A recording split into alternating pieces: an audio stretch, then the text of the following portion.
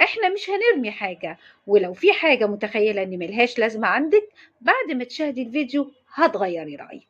يلا بينا. اوعي ترمي الشاليمو بعد ما تشربي فيه، هتيجي تتنيه من النص وهنقص الزاوية، بس اوعي تقصيها بالكامل، وبعدين هنقص احد الجوانب بالطول. ولو عندك اي كيس مفتوح هنقدر نستخدم الطريقة دي فيه، وبكده قفلناه بإحكام ومنعنا عنه أي رطوبة. أما المروحة بقى لو باظت عندك فاوعي ترمي الغطا بتاعها، هتجيبي 4 أربطة وهتربطيها من 4 جهات.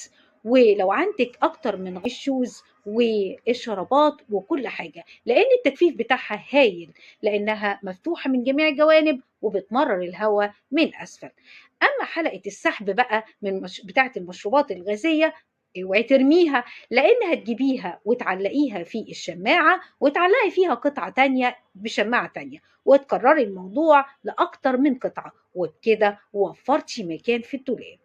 أما بقى علبة الشاي لما تفضى دي كنز، فهاتي السفنجة، هاتي سفنجة أو تجيبي فل وتجيبي شريط لاصق مزدوج وتلزقيها في الغطا بتاع علبة الشاي، وهتحطي فيها إبر الخياطة، وهتستخدمي العلبة نفسها لتخزين بقرات الخياطة والأدوات. وبكده اتخلصتي من الفوضى. ما تنسيش ان من جوه دماغك بنطلع افكار ما تخطرش على بالك.